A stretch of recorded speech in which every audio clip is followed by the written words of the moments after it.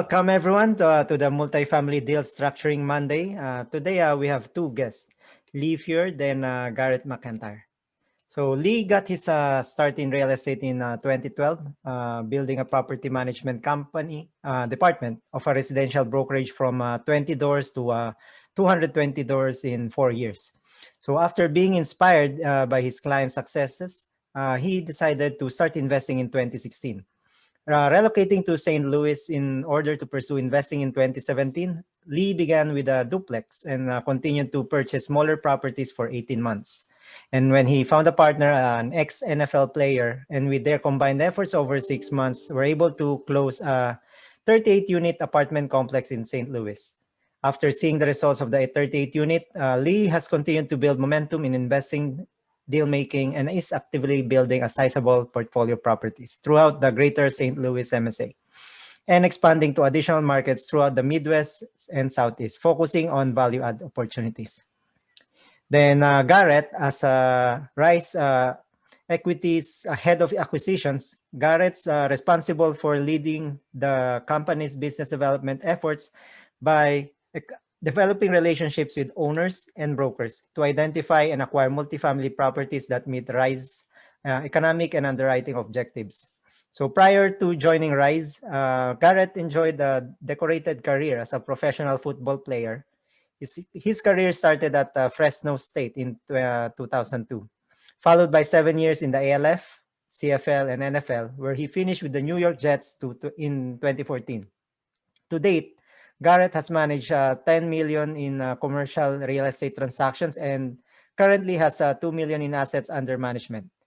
More importantly, he's a proud husband and father to 3 kids.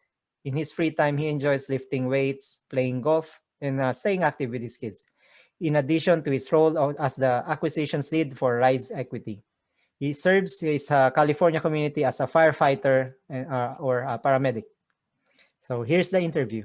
Hi, Lee. Hi, Garrett. Welcome to the Multifamily Deal Structuring Monday, and where we will discuss all about your first GP multifamily transaction.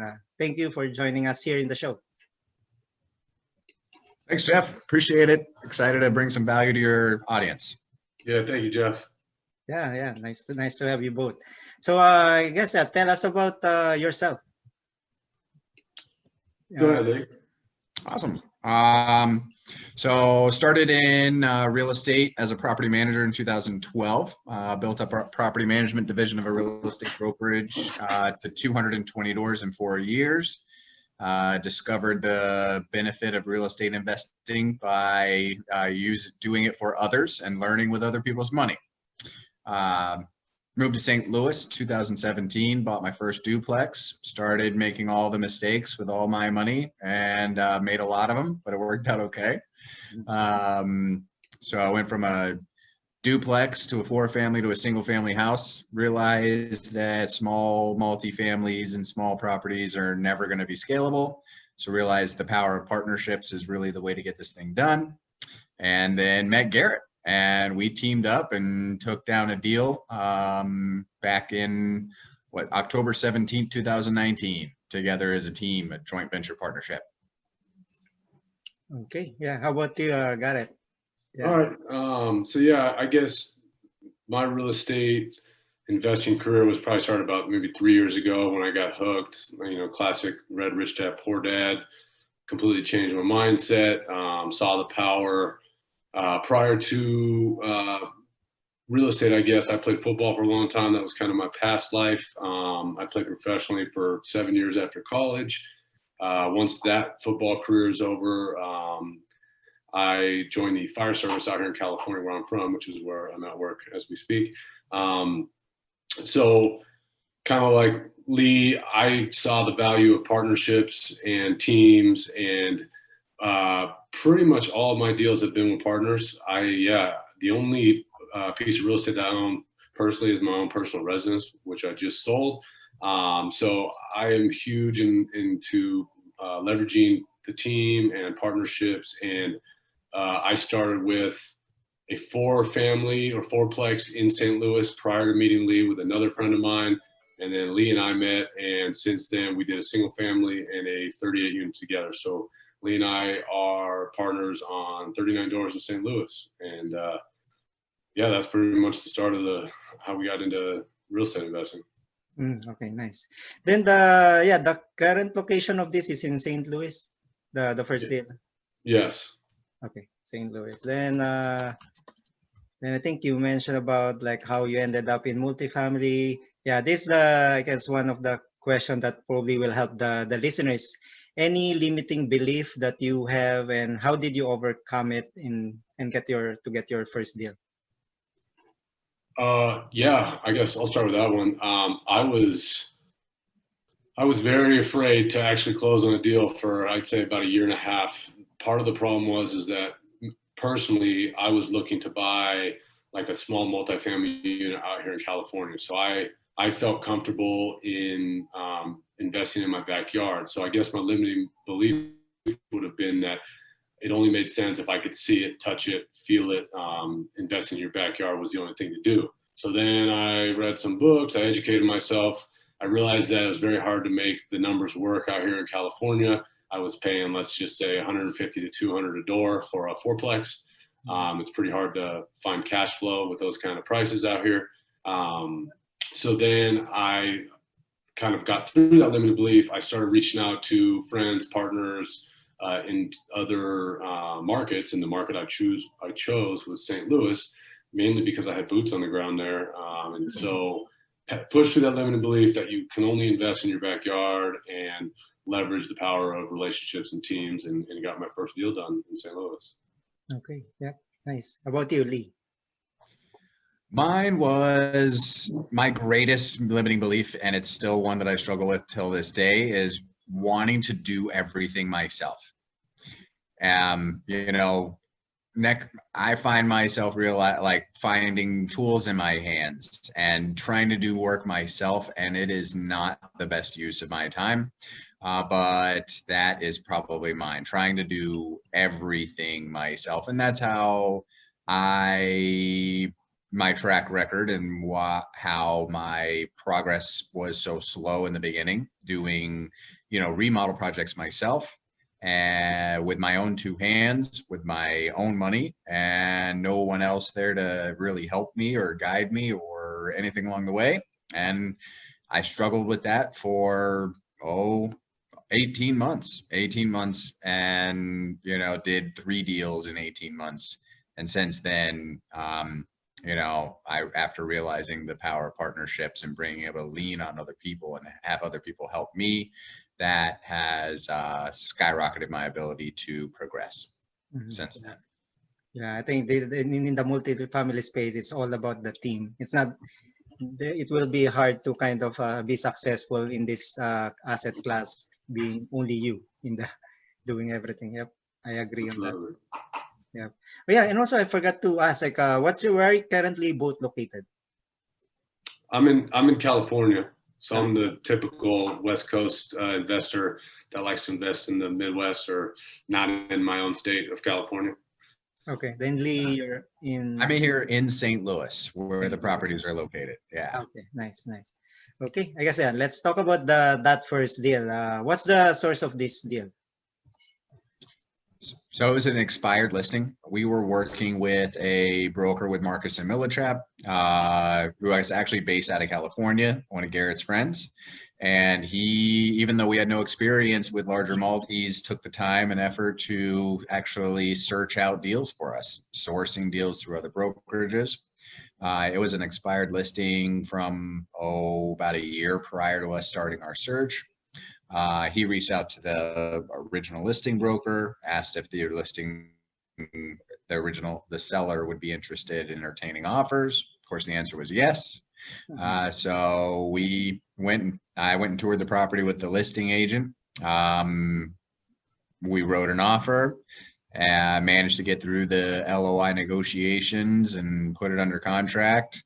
Got through physical due diligence inspections, and it took us, I'd say 75 days. We ended up having to execute our 2-week extension in order to get that property across the closing.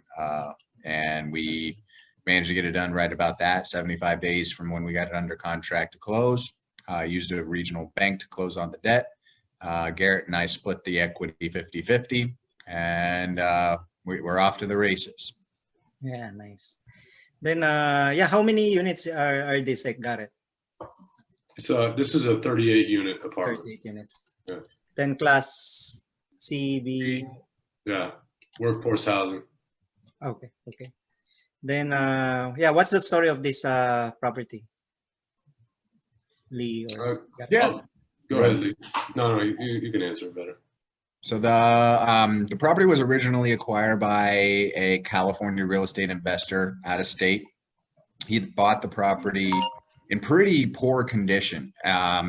It was filled with, the worst of the worst, let's just call it. So, lots of drug deals, lots of not so wonderful people living in the complex.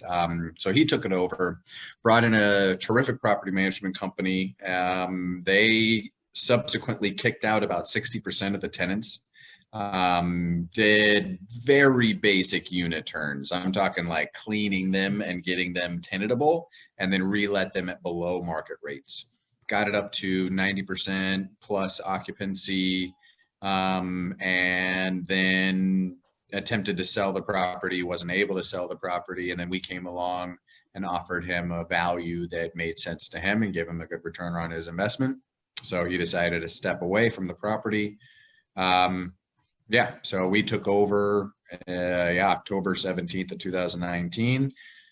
And have since then been executing a value add business strategy on the property. Okay. Oh, that's nice. Then, yeah, for the T12 and rent roll, were there any kind of red flag that you recall when you're analyzing this deal? Good question. It's hard to remember back then.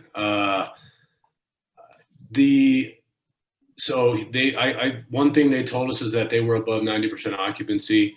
I remember that. So we were trying to potentially get agency non-recourse debt, and come to find out they were more like 85% occupied. So that's kind of where we had to shift gears and go with a local bank and get the recourse debt. I remember rents were low across the board. I mean, from being a California investor, looking at like an average rent across the board of $425, that seemed extremely low to me. So we knew that there was some upside there on the rent roll. That's all I can remember as far as like major red flags. There was nothing that stuck out on the T12 that I remember. I remember the utility costs were decently high, but I don't know. Do you remember anything else, Lee, that stood out? Not in particular. They had a lot of turnover. It was it's a distressed property when he bought it, and then he got it stabilized. So there was a lot of turnover, but luckily he brought in a really great property manager who we actually ended up keeping on board to continue with us. And they've done a really great job of not only continuing to re-tenant the property with better tenants, but execute as a partner our business plan of remodeling the units, upgrading exteriors, modernizing the property, and raising rents across the board. Okay, that's nice. Then I guess for the listeners, you heard about that occupancy, because to get like an agency loan, you need to have at least 90% occupancy. So that's why they need to shift gear to change it, not because they cannot qualify for an agency led loan because of that. So that's why Garrett mentioned about that. They need now someone else to lend them, either a bank or maybe a credit. Another issue that we had, and this is just to touch on that, and this I guess is to maybe tell your listeners, like, things happen with these deals. The specific agency product we were looking at was a CMBS product. And I don't know, Lee, I can't remember exactly how far into escrow we were. Like, let's say 45 days, we were maybe 15 days out from closing, and our lender came to us and said, hey guys, unfortunately this CMBS product is no longer available, basically dried up the well. So we were very close to getting the deal closed, and we were freaking out because we didn't have debt now at the time. So Lee and I had to shift gears and start calling local banks and just basically go out swinging. I remember telling Lee, like, hey, man, let's just try to get this deal done any way we can. And we did. Luckily, we found a bank. Very important. Luckily, we had that 14-day extension on there, so we were able to extend the closing, which we needed all of that 14 days of that extension. So those are just some things that, we had. I know I listened to on podcasts and through doing education on, hey, you always got to have an extension baked in there because these unforeseen things happen, like the loan drying up 15 days before close. Oh yeah, yeah. Oh yeah, that would be tough. Let's say if it's too close now on the closing date, sometimes it's hard to get. Yeah. Yeah. Yeah. Okay. Then yeah, what was the original price on this property? 1.3 million. 1.3. Then how much were you able to get it? So we actually, the asking price, I want to say was a little higher. Yeah. I want to say the asking price was like 135, something like that. Okay. And then we ended up going through physical due diligence and came back to the seller and retraded down and got $45,000 in credits for repairs and deferred maintenance. Okay. So from a cost standpoint, removing the credits, it was 3.45 or 3.255, whatever that is. Okay. Then, okay, so I guess you touch base against the economic vacancy. So this was, in actuality, this was an 85% economic.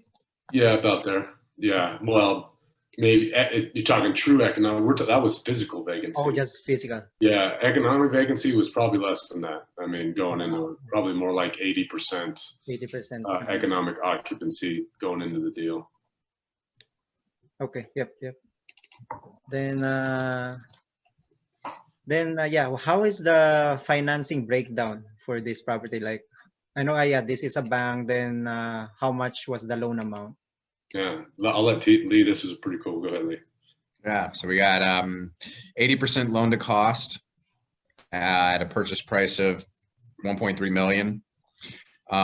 So we had to bring 20% down, which is $260,000. The credits were actually 55,000 now that I think about it. Yes. Yeah. So that brought that down to 205. So our initial down payment on the property at closing was $205,000. Like 16% or something, I think. Yeah, something like that. We ended up like setting aside some money for reserves, which was great. And once you removed all of the the prorated rents and the prorated taxes and all of that kind of stuff, it really dropped the original purchase price. I want to say we only had to come to the table like $195,000 in the close. It was great. We needed every bit of those credits and every bit of the reserves and every bit of the prorated rents in our account to continue the operations of the property, which we, subsequently then turned around and spent on the property. But it's, 80% loan to cost. It was 5.25% interest, 1 year of IO and 3-year money. So we've got 36 months from the purchase to execute a refi or find other debt. Okay, so at least 1 year IO, then 3 year, then it's amortized, I guess 30. It was a 25-year amortization. Okay, then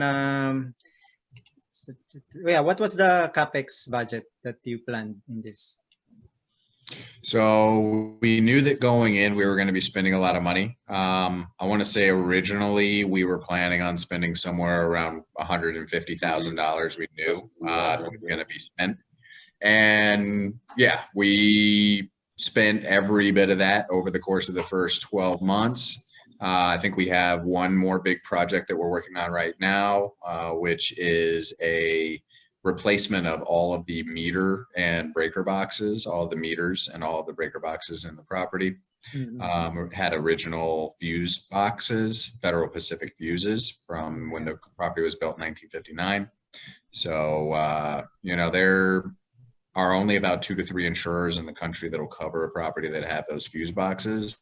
So it really limits the number of insurers you can go to, and therefore also increases the cost of your insurance. So with us doing this, it will reduce our insurance by about $7,000 a year. Yep. I think, yeah, for the listener, like the Pacific, the breakers, so those are the ones that can cause fire. That's why they said that, there will be only like very few, or that, as you said, only 2 insurance that can basically. Yeah, these are the fuses, which are a little bit different. Those are the stab lock boxes, but yeah, it's very, like the Federal Pacific stab lock boxes are almost uninsurable right now. Correct. Yep.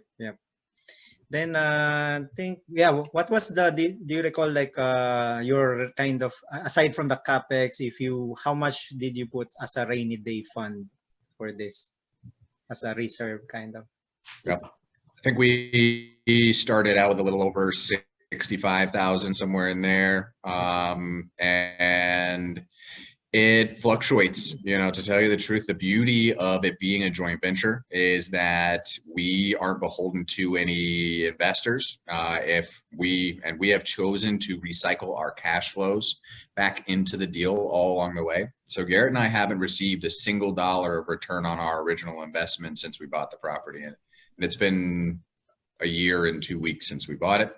But that's always been the business plan. And the beauty of a joint venture is you can do that. You can say, I will forego a return on my investment in exchange for being able to reinvest the cash flows and put the money back into the property to then execute, our value add business plan with the money we would have earned.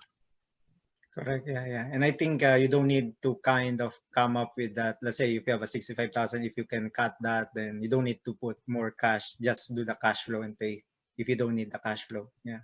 The reserves are there for when you're syndicating a deal, or when you have investors that you're offering some type of return on, and you need to absolutely have a rainy day fund for something like a pandemic or something that's unforeseen that we can't control. So yeah, that is what is nice about just me and Lee being on the deal 50-50, is that, things go wrong, it's just us two. We don't have to answer to any investors, and we can put our own cash back in the deal if necessary. And all the decisions go through just 2 people. So that is one of the powers of a joint ventureship. Yep. Then, I guess I will skip the investor split. Then, what's your business plan on this? Yeah, so it's a value add business plan. We intend to do a refi and roll on the property. So when we originally purchased the property, the average rent was, I want to say, $430 per month per door across the board. We've been doing unit turns to the tune of about $4,500 per door to go in, turn a unit, paint every square inch, rip out kitchens, do new appliances the majority of the time, new flooring in the kitchens, polyurethaning the original hardwood floors, replacing all of the fixtures like plumbing fixtures, vanities, light fixtures, doors, doorknobs, you name it. We're basically going in, ripping anything out of there that isn't part of the walls and replacing it with new. And the new marketed rent on those units has been $580 per door. So we're going from $430 to $580 by injecting about $4,500 into the unit. And we actually broke a new record on rent on one of our units at $515, actually $510 during COVID. So $610. Yeah, broke a new record with it over $600 a month in one of those. Yeah, that's at least almost 200. Yeah, rent back. Yeah, so that one unit would have been theoretically, a 410, and many of those units that we've turned over were $400 or less monthly rents. And our gross rents at purchase was about $15,000, and right now our gross rents are right at about $20,000. So we've increased our gross rents by 33% in less than a year. Did a lot of work and we've turned over 20 units now. We're working on unit number 21, I believe, right now. Yeah, that's really awesome. Then, yeah, what's the cash on this deal? I know like it's a JV deal. Yeah, we haven't done. It's kind of a hypothetical, I guess, cash on cash. We're not taking any distributions, so I mean, you look at it from a value standpoint, and then a cash flow standpoint. I mean, our initial pro forma numbers were anywhere from, let's say, 10 to 16% cash on cash after a refi. So whether, we'll see how strong those numbers are, but I will say that since implementing the business plan and executing, I mean, our value creation has been pretty tremendous, and hopefully we'll get to capitalize on that in the near future with a refinance, and hopefully these interest rates stay low and everything kind of goes as planned. I guess to give you that true number, you got to come back to us in about 6 months, and we can give you our monthly cash flow and what it looks like. Yep. Yeah, definitely. Then yeah, for the next segment of our show, it's in terms of the due diligence. Like, what are the different due diligence that you did on this property? Go ahead, Lee. That's your specialty. So first of all, we did lease audit, went through every lease, made sure that, the numbers matched what was on the rent roll. And that went pretty smoothly. The property was being well managed at the time. And then we did physical due diligence by, we inspected roofs, had a roof inspector come in, check the roofs. They gave the thumbs up. We did the standard sewer scoping. So we shoved the cameras down in the pipes and made sure the pipes weren't, in disrepair or collapsed. Then we did individual unit turns of every single one of the 38 unit apartments, making sure to note any major issues. Didn't find any major issues. And yeah, it was a busy several days of, going through the property and making sure that everything was in good order. And considering it was built in 1959, it was in, the same order as what we would have expected. Yeah. Then I think, yeah, is it like, are you managing it by your own, or you have a property management company? We have a third-party property manager that handles all the day-to-day aspects of the leasing and the management and the maintenance and Capex on the property. Okay, sounds good. Then, yeah, during the due diligence, like anything that stands out, like I think you mentioned some. Yeah, was there anything else that you recall that stands out that might be that, because I think this is good for our listeners to know, like this can happen, and this is the things that you really need to look at when doing due diligence. I'll add to that. I think the big thing for us was spending, 24 to 48 hours walking the property with the property management and the inspectors, and really getting a feel for the tenant base, seeing the traffic, the foot traffic in and out, seeing the relationship that the property manager had with the tenants, just actually being there and seeing it. I know a lot of us invest from afar and invest out of state, but it is important during the due diligence to be there physically, see things, touch things, see the surrounding environment, because you can get a really good feel for how things are being run or how they were being run at the time. And is it how you want to continue to run your apartment, or do you need to change up the management? That's definitely what I learned through that process. Yeah, that's a good point. Yeah. Yeah, I guess that the key factor also, like for the success of the multifamily, like especially the value add, is really the property management company. You should have like a solid. It's huge.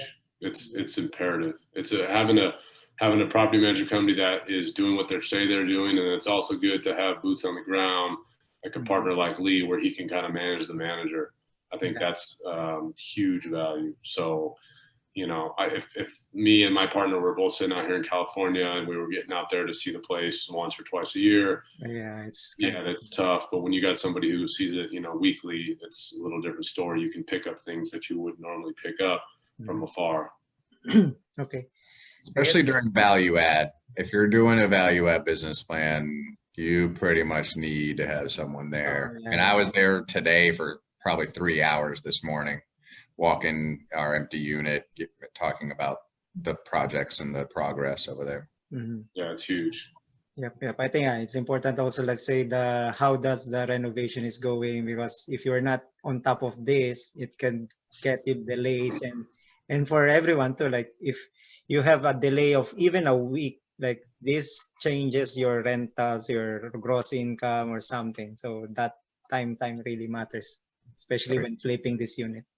I remember, I'll tell you a funny story. There was a picture that Lee sent me one day, and it was the tile of one of our bathrooms. And Yeah. he happened to catch them before they grouted it, I think.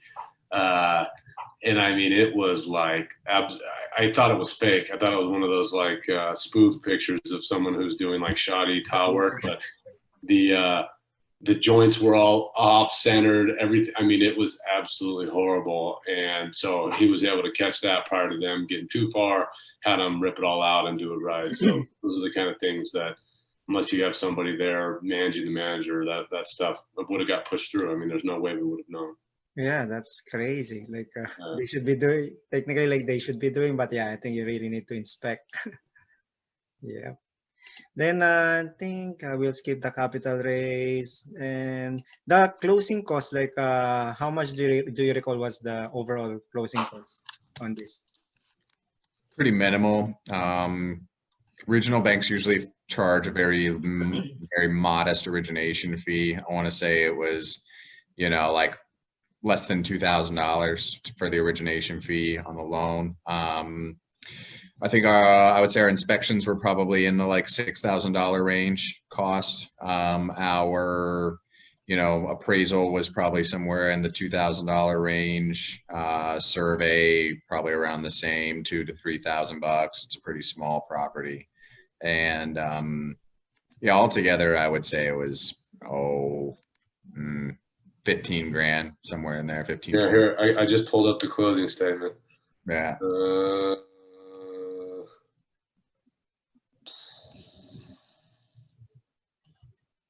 Yeah, so our origination charge was $5,000. Appraisal was $1,900. Title, the survey, yeah, like more like I'd say like 15,000, probably 13 to 15,000. Just looking at this. Okay. Overall, the 13,000 to 15. Okay. Yep. Then how long did it take for you to from LOI to closing on this? It was probably 75 days. Yeah. 5 days. Yeah. And we needed every bit of that extension that we asked for, and we needed it. Okay, perfect.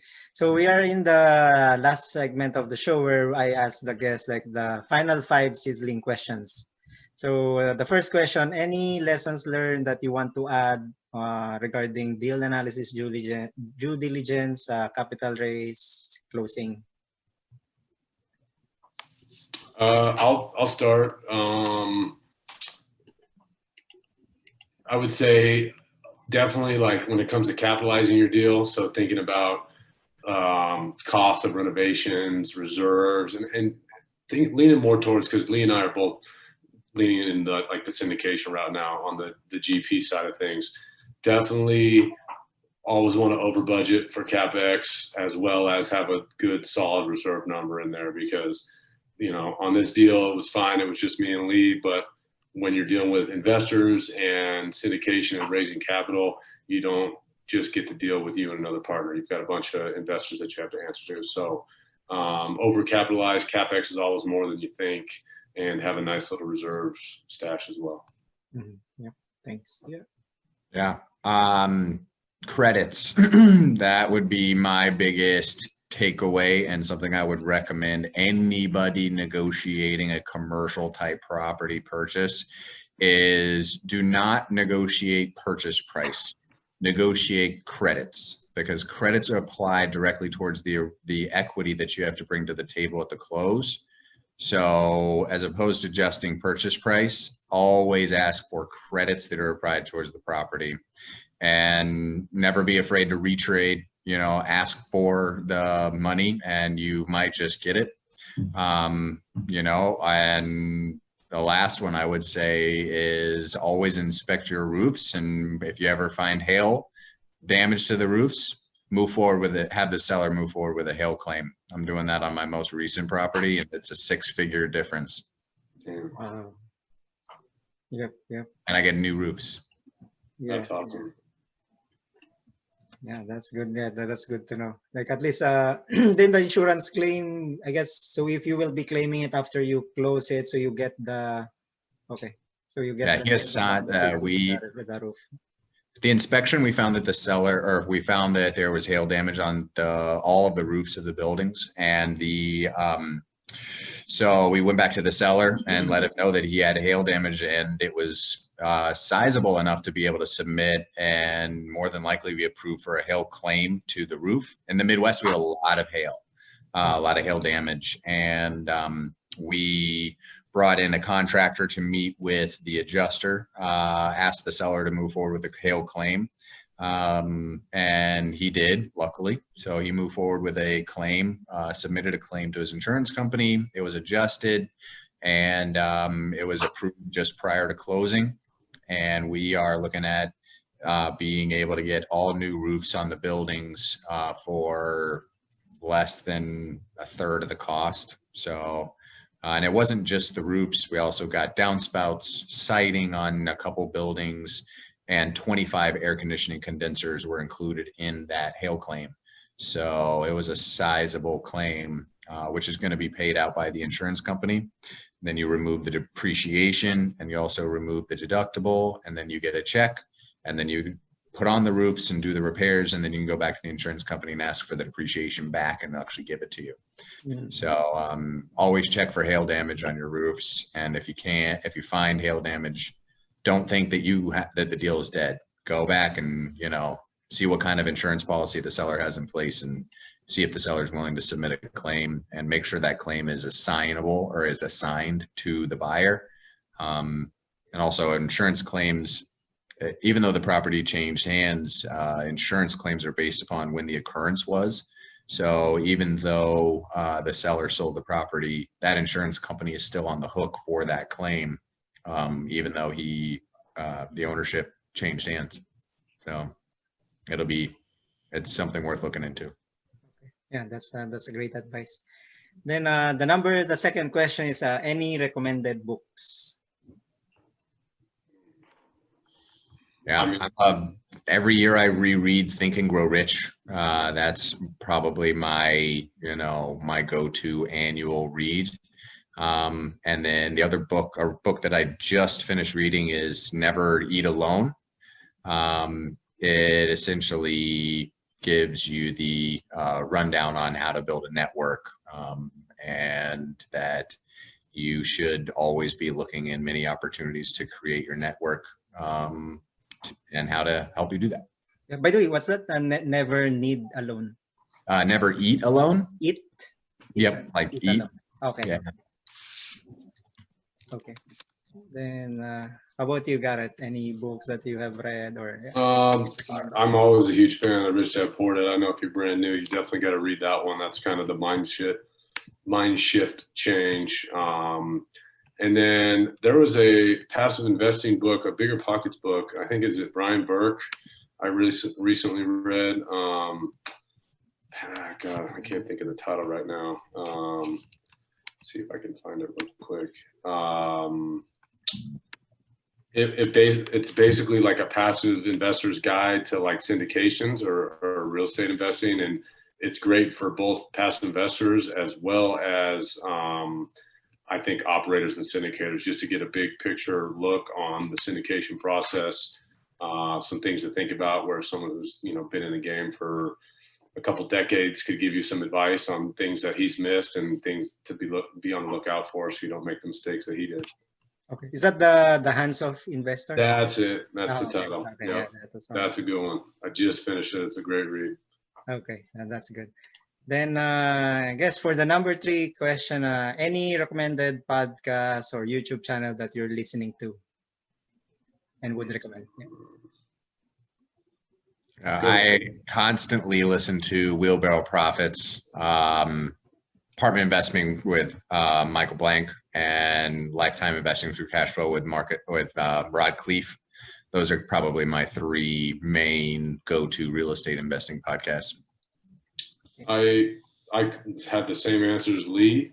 There's one other one that I've been liking lately. I've always liked Bigger Pockets too. Even Bigger Pockets is kind of spread all over real estate, but I always throw that on every once in a while. I like Cash Flow Connections with Hunter Thompson. Oh yeah, Yeah, he's got great insight on like big picture stuff, economists, not just nuts and bolts of multifamily real estate investing. So I've been liking his stuff lately. Okay, awesome. Then the fourth question is, this is the time to promote yourself. So what's your acquisition criteria for multifamily in terms of location, units, class? This is to let everyone know and reach out to you if they have deals in those areas. Go ahead. So currently, the company that I'm involved in is rizeequitygroup.com. It's rizeequity.com. We are looking for assets in the Southeast. We like large multifamily, 100+ unit.